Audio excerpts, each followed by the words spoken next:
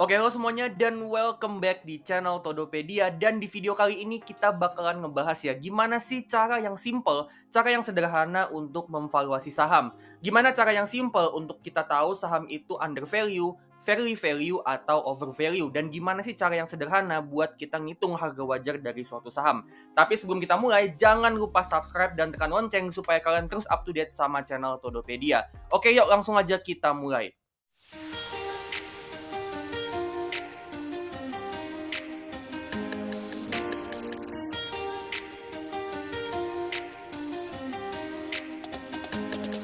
Oke, kalau kita bicara soal valuasi saham atau hitung harga wajar saham, maka dua cara yang paling basic itu adalah dengan cara price to book value ratio atau PBV sama price to earning ratio atau PER.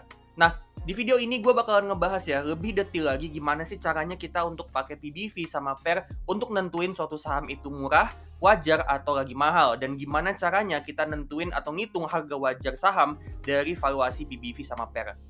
Nah, kita bakalan mulai pembahasan ini dari poin yang pertama, yaitu price to book value. Nah, apa sih price to book value? Jadi, price to book value itu adalah perbandingan antara nilai jual perusahaan atau valuasi atau market cap perusahaan dibanding sama modal yang dipunyai sama perusahaan.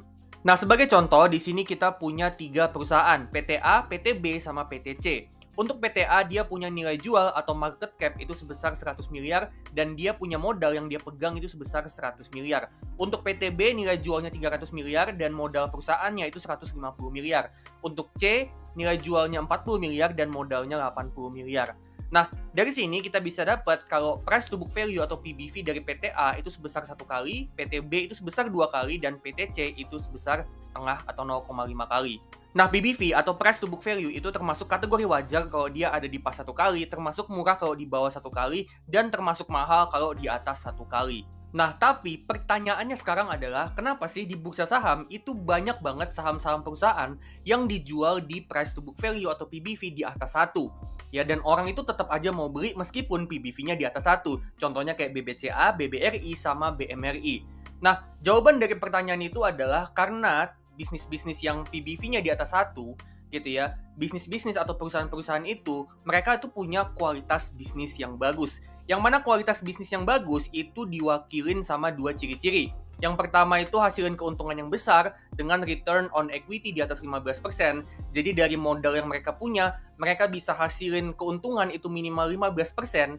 Terus juga pertumbuhan dari bisnisnya itu dia pesat ya, yang mana pertumbuhan pesat itu digambarkan dengan pertumbuhan laba di atas 10% atau minimal 10% per tahun.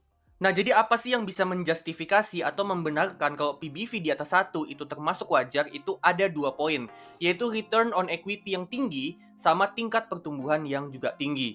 Nah, sekarang kita bakalan coba buktiin bener nggak sih kalau PBV di atas 1 itu bisa dijustifikasi, bisa dianggap wajar kalau perusahaannya itu punya return on equity yang tinggi dan punya tingkat pertumbuhan yang tinggi. Nah, untuk ngebuktiin, kita bakalan pakai contoh yang tadi ya, PTA sama PTB. PTA ada di PBV 1 kali, PTB ada di PBV 2 kali.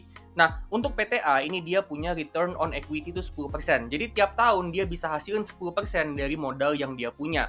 Ya, terus untuk pertumbuhannya, katakanlah untuk PTA ini dia punya tingkat pertumbuhan itu 7% per tahun. Jadi setiap tahun itu laba yang dia hasilin tumbuh sebesar 7%. Ya, sedangkan untuk PTB dia punya return on equity yang lebih tinggi yaitu 25% dan tingkat pertumbuhannya juga lebih tinggi yaitu 15%. Kita bakalan coba buktiin ya, benar nggak sih dengan suatu perusahaan itu punya return on equity yang lebih tinggi dan tingkat pertumbuhan yang lebih tinggi, maka itu bisa jadi investasi yang lebih bagus meskipun PBV-nya ada di atas 1 kali. Nah, dengan asumsi ini, ternyata kalau kita lihat di sini di tabel payback period, ya, dengan kita ngeluarin uang 100 miliar, ya kita bisa lihat di bagian atas, di bagian valuation, ketika kita ngeluarin duit nih ya untuk beli PTA jadi punya kita, ya di tahun pertama profit yang kita dapat itu sebesar 10M karena return on equity-nya adalah 10%. Ya 10% dari equity-nya PTA itu sebesar 100M, ya kita dapat profitnya itu sebesar 10M. Ya, dan profit 10M ini tiap tahun dia tumbuh 7% per tahun. Ya, jadi dia tumbuh terus 10,7, 11,4, 12,3 terus dia tumbuh dan ternyata kita bisa balik modal gitu ya. Ketika kita investasi di PTA, itu kita bisa balik modal di tahun ke-8. Di mana kita bisa lihat di sini di kolom total profit, itu total profit atau total keuntungan yang kita dapat adalah sebesar 102 miliar di tahun ke-8. Tadi kita keluarin duit 100M di awal gitu ya, di awal kita keluarin duit 100M, dan ternyata di tahun ke-8 duit kita atau keuntungan yang kita dapat dari PTA itu sebesar 102M. Artinya balik modal di tahun ke-8 gitu ya. Jadi untuk PTA nih, ketika kita beli PTA di PBV 1 kali dengan return on equity 10% dan pertumbuhan 7% per tahun untuk labanya, kita bisa balik modal di tahun ke-8. Nah, sekarang kita bandingin dengan PTB. Dengan PTB kita beli di PBV 2 kali gitu ya, kita beli dengan valuasi sebesar 300M, artinya kita keluar duit 300M ya di PBV 2 kali dengan return on equity 25% dan pertumbuhan labanya itu 15% per tahun. Ternyata di sini kita bisa lihat kalau kita bisa balik modal itu di tahun ke-6.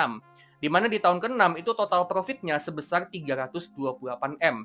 Jadi tadi kita keluarin duit di awal 300M dan di tahun ke-6 itu total keuntungannya 328M yang artinya kita udah balik modal di tahun ke-6. Jadi di sini kita bisa dapat gambarannya ya bahwa meskipun kita beli PTB tadi di PBV 2 kali, ya kita beli PTB di PBV 2 kali, tapi dengan dia punya return on equity yang lebih tinggi dan tingkat pertumbuhan yang juga lebih tinggi, ternyata di sini ketika kita investasi PTA versus kita investasi di PTB, ternyata balik modalnya itu lebih cepat dari PTB. Nah, jadi sekarang kita udah dapat gambaran yang jelas ya, kenapa sih PBV di atas 1 itu bisa dijustifikasi dengan return on equity yang tinggi dan tingkat pertumbuhan yang tinggi. Nah, tapi hal yang sebaliknya juga berlaku ya. Jadi kita juga mesti hati-hati sama PBV yang di bawah 1. Tadi kita udah belajar kalau PBV di bawah 1 itu artinya beli perusahaan di harga yang lebih murah dari modalnya. Tapi tetap aja kita mesti hati-hati. Jangan-jangan perusahaan itu punya kualitas bisnis yang nggak bagus. Apa aja ciri-ciri kualitas bisnis yang nggak bagus? Di antaranya adalah return on equity yang rendah, yang artinya kemampuan cetak profitnya itu nggak bagus, dan juga mereka punya tingkat pertumbuhan yang rendah atau bahkan negatif ya. Jadi pertumbuhan labanya itu pelan, atau bahkan yang lebih jeleknya lagi, labanya itu mengalami penurunan terus-menerus dari tahun ke tahun, atau bahkan bisa juga perusahaannya itu bisa jadi dia nggak untung tapi rugi. Jadi hati-hati sama PBV yang di bawah 1, karena bisa jadi itu adalah value trap. Nah, sekarang kita bakalan coba buktiin lagi kalau saham yang PBV-nya di bawah 1 itu nggak selalu lebih worth it daripada saham yang PBV-nya 1 atau di atas 1. Ya, kita bakalan bandingin antara PTA, kali ini kita bandingin sama PTC. Ya, untuk PTA pakai asumsi yang sama persis, sedangkan untuk PTC kita pakai return on equity yang kecil 5% dan pertumbuhannya juga lambat ya, 4% per tahun. Nah, PTA tadi kita udah lihat ya kalau PTA itu dia balik modal di tahun ke-8. Sedangkan PTC ya dengan dia valuasinya 40M yang artinya kita keluarin duit 40M dan setelah itu kita dapat equity 80M gitu ya. Jadi kita keluar duit nih 40M. Dari situ kita dapat perusahaan dengan modal 80M. Ya kelihatannya di awal itu worth it. Kita bayar 40, kita dapat 80. Kelihatannya itu worth it. Tapi ternyata kalau kita hold sahamnya dalam jangka panjang, kita jadi pemilik PTC dalam jangka panjang dengan return on equity 5% gitu ya. Artinya di tahun pertama dia dapat profit itu 5% dari modal 80M yaitu 4M ya, dan pertumbuhan laba dari PTC itu sebesar 4% per tahun, tiap tahunnya tumbuh 4%, 4M jadi 4,2, jadi 4,3, jadi 4,5 dan seterusnya gitu ya. Ternyata di sini kita dapat kalau PTC itu baru balik modal di tahun ke-9. Jadi ternyata meskipun dia divaluasi di PBV 0,5 kali, tapi dengan return on equity-nya lebih kecil dan tingkat pertumbuhannya juga lebih kecil, ternyata balik modal di PTC itu lebih lambat daripada PTA. Jadi bisa dibilang untuk PTA ini tetap lebih worth it daripada PTC, meskipun PTA ini dijual di PBV 1 kali. Jadi meskipun di awal mungkin kelihatannya PTC itu lebih worth it, dimana ketika kita keluarin duit 40M, kita dapat uang 80M, tapi ternyata seiring berjalannya waktu, karena kualitas bisnisnya PTC ini agak kurang bagus, ya, pada akhirnya investasi di PTA dalam jangka panjang itu lebih worth it daripada investasi di PTC. Jadi sekarang udah jelas banget ya teman-teman ya, kenapa sih yang namanya PBV itu bisa dijustifikasi dengan yang pertama itu return on equity yang tinggi dan yang kedua itu tingkat pertumbuhan yang tinggi. Yang mana dua ciri ini menggambarkan perusahaan yang punya kualitas bisnis yang bagus. Jadi ketika kita mau investasi saham dan kita lihat PBV-nya di atas 1, coba dicek dulu kualitas bisnisnya. Dicek return on equity-nya berapa dan dicek tingkat pertumbuhannya berapa. dan dicek juga apakah perusahaan ini masih mau terus untuk numbuhin bisnisnya atau enggak. Gitu ya. Jadi PBV di atas 1 itu bisa dijustifikasi dengan return on equity yang tinggi dan tingkat pertumbuhan yang tinggi, yang mana itu menggambarkan perusahaan yang punya kualitas bisnis yang bagus. Nah, sekarang kita masuk ke rasio yang kedua, yaitu price to earnings atau PER. PER ini apa? PER ini adalah rasio atau perbandingan antara nilai jual perusahaan atau valuasi dibanding sama laba bersih tahunan perusahaan. Jadi ini adalah perbandingan antara berapa sih harga yang harus kita bayar untuk beli suatu perusahaan berbanding dengan laba bersih yang dihasilkan perusahaan selama setahun. Nah, untuk kita ngebahas PER ini, kita bakalan pakai contoh 3 perusahaan lagi ya, PTA, PTB, sama PTC. PTA itu punya nilai jual perusahaan 100M dan dia bisa hasilin laba bersih perusahaan dalam setahun itu sebesar 8M. Ya, jadi kalau kita pakai rumus PER ya, nilai jual dibagi laba bersih, kita dapat PER-nya PTA di sini di 12,5 kali. Untuk PTB, dia punya nilai jual itu 300M dan laba bersih tahunannya itu sebesar 12M. Jadi kita dapat di sini PER-nya 25 kali. Dan untuk PTC, kita punya nilai jual untuk PTC ini 40M, ya laba bersih setahunnya 8M, maka kita dapat PER dari PTC itu sebesar 5 kali. Nah, berapa sih PER yang tergolong murah, mahal, sama wajar? Nah, jadi untuk PER secara umum yang tergolong wajar itu di antara 10-20 kali, tergolong murah itu di bawah 10 kali, dan tergolong mahal itu di atas 20 kali.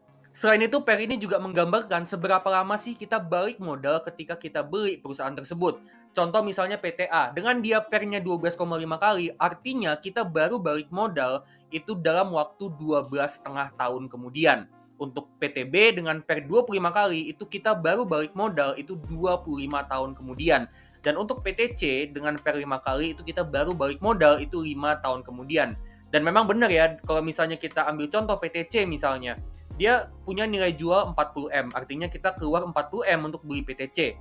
Nah, PTC itu laba bersih setahunnya itu adalah 8M.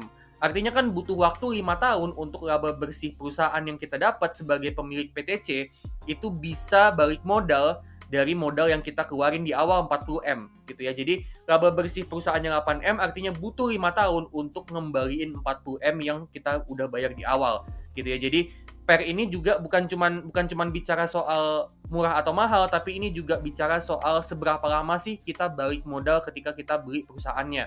Ya, artinya apa? Artinya PER ini makin mahal, artinya makin lama kita balik modal, dan PER itu makin murah, artinya kita makin cepat balik modal.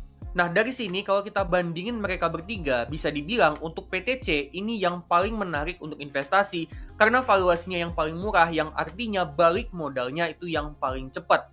Nah, tapi pertanyaannya sama kayak PBV tadi. Kenapa itu ada aja perusahaan yang PER-nya mahal di atas 20 kali, tapi investor itu masih minat untuk beli sahamnya? Contohnya kayak BBCA, terus ada BRIS, terus juga ada ICBP yang bisa dibilang PER-nya ini nggak murah gitu ya. Tapi kenapa orang-orang itu masih mau beli sahamnya? Nah, jawabannya itu adalah sama kayak PBV tadi juga. Karena mereka itu punya kualitas bisnis yang bagus, di mana tingkat pertumbuhannya itu tinggi dan mereka punya return on equity yang tinggi, yang artinya tingkat profitability mereka bagus. Jadi kenapa PER yang mahal di atas 20 kali, bahkan bisa di atas 25 kali, bahkan kalau di bursa Amerika itu bahkan bisa di atas 30 kali, tapi kenapa sih orang masih mau beli sahamnya? Kenapa orang masih mau menjustifikasi PER yang mahal? Itu karena perusahaannya punya kualitas bisnis yang bagus, yang mana itu dicerminkan atau digambarkan dengan tingkat pertumbuhan bisnisnya yang tinggi, pertumbuhan labanya itu kencang, sama return on equity-nya yang juga tinggi. Nah, kalau kita coba simulasiin ya antara PTA sama PTB, dengan PTA yang price to earning-nya itu di 12,5 kali dan tingkat pertumbuhan laba itu 8% tiap tahunnya, versus PTB yang punya price to earning itu 25 kali tapi tingkat growth-nya jauh lebih tinggi, yaitu 30% pertumbuhan tiap tahunnya. Ya, untuk PTA sama PTB ini kalau kita simulasiin untuk 10 tahun ke depan, ternyata untuk PTA itu dia balik modal di tahun ke-10. Yang mana untuk PTA kita kan beli dengan harga 100M. Jadi kita keluar duit 100M dan ternyata itu balik modalnya di tahun ke-10, di mana total profit yang kita dapat itu udah sebesar 115M. Ya, jadi kita bayar 100M dan di tahun ke-10 total keuntungannya udah sampai 115M. Artinya udah balik modal di tahun ke-10. Sedangkan untuk PTB, dengan kita keluar duit 300M, ternyata di tahun ke-9 itu udah balik modal. Yang mana total profitnya itu udah sebesar 384M. Jadi kita keluar duit 300M, di tahun ke-9 total profitnya udah 384M.